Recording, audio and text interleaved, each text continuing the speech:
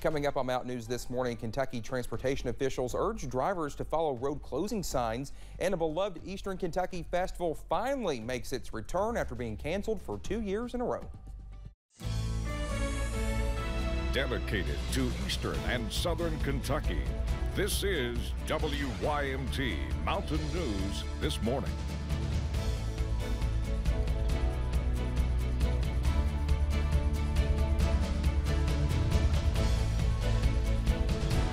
Good morning, 6:33 here on this Thursday morning. I'm Dakota Makris. Thank you for always waking up and beginning your day with us. Let's take it over to Brandon, who is tracking some rain moving through our region this morning. And Brandon, has it made it to Hazard yet? No, not yet. That's just some ground clutter. See, I'm learning the lingo here.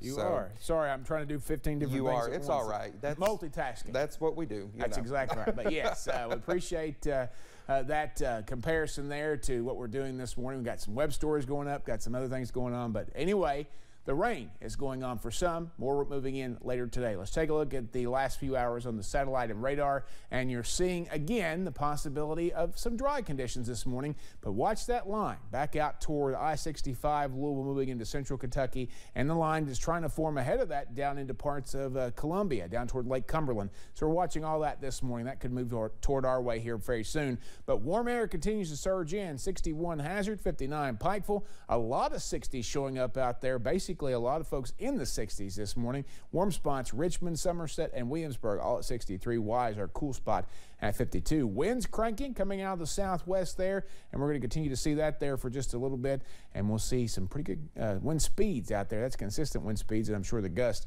are about 20 miles per hour at sometimes. 71 this afternoon under cloudy skies for the most part. Chances for rain off and on throughout the day, but the best chance this morning, slow clearing tonight as we get down to the upper 50s, close to 60. Dakota? New this morning, the Powell County Sheriff's Office announced the death of 66-year-old Melvin Lee Rogers. He died this past Tuesday.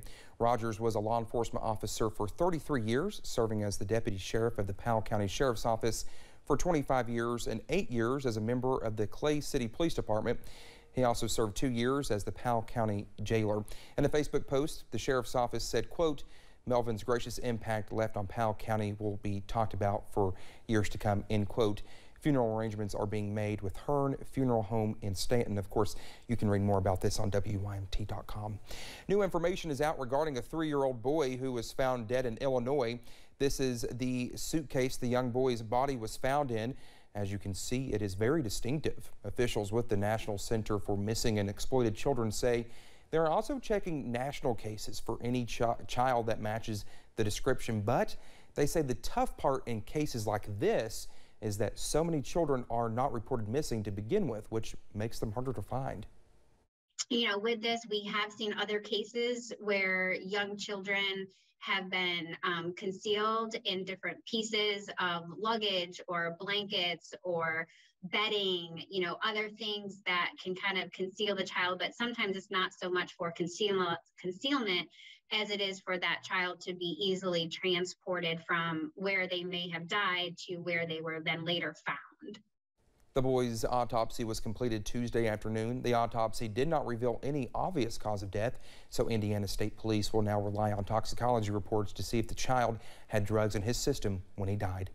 People in Moorhead are on high alert after threatening messages circulated across the city. Law enforcement there says a swatting call was made, followed by emails they believe came from that same caller. Shelby Lofton talked to the Rowan County Sheriff about the disturbing messages and how his department is responding.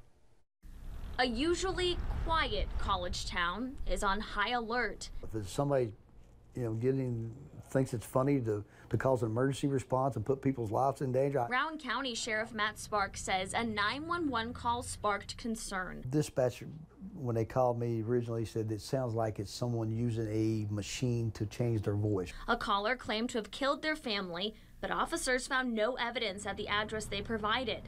Then came the emails. And now he was going to go to Moorhead State and start shooting people, and he was going to go to St. Clair and start shooting people there, and he was going to leave a bomb in case. Sheriff Sparks says the hospital added security, and Moorhead State officials stayed in touch with him. He says he quickly concluded this was likely a hoax and tied to previous swatting calls that were connected to online gaming. A juvenile was on the internet, constantly on the internet, having contact with people from all over the country. Sparks says he believes the people that team was communicating with are behind these calls. If we can find the person responsible, I don't care where they're at, we'll go, it's a felony, so we will go get them. He says one person's communication with anonymous, potentially dangerous people can have a widespread impact. Know what your children are doing on the internet, who they're talking with, who they're communicating to, and don't just assume because they're on there playing games that that's all that's going on.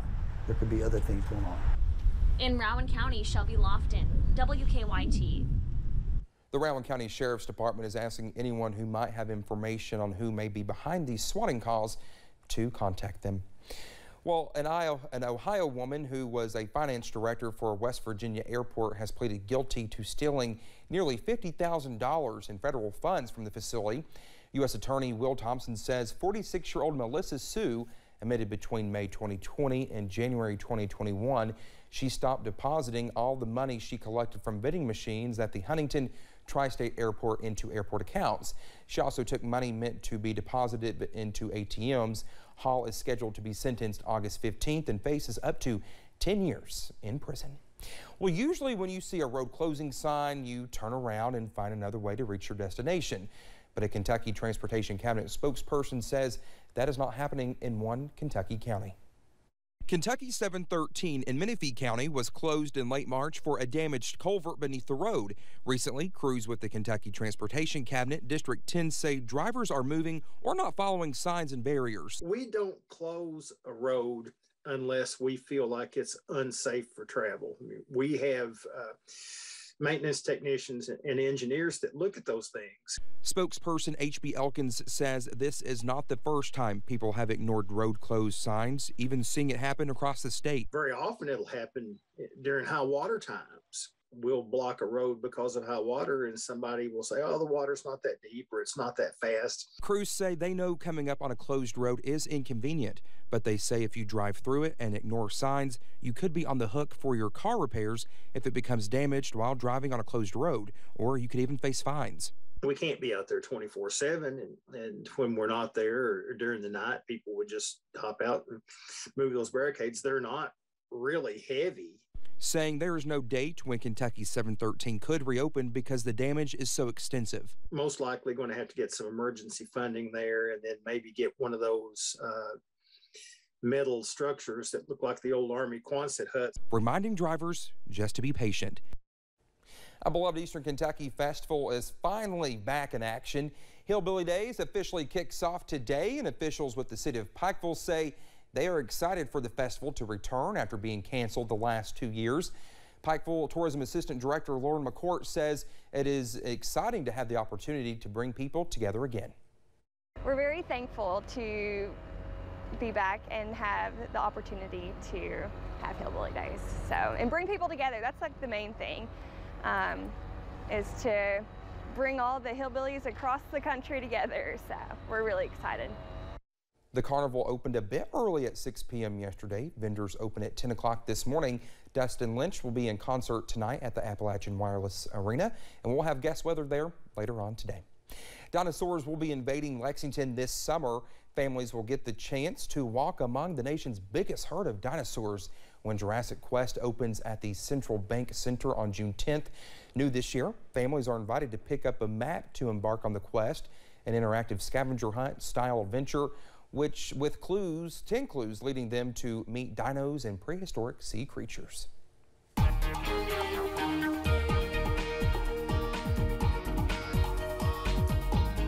If there's not a voiceover that says, welcome to Jurassic Quest when you get there, that's a crying shame at that event later this summer.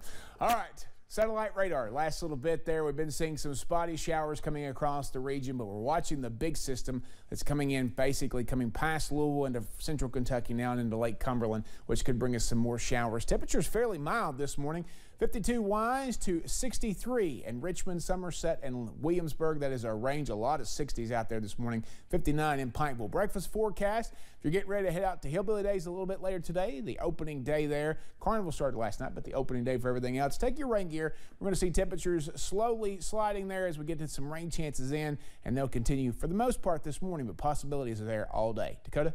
All right, Brendan, thank you so much. It's 6:42 when we come back here on Mountain News this morning. A new study shows an alarming increase of pet deaths caused by a type of drug. We'll have more on that in just a few minutes.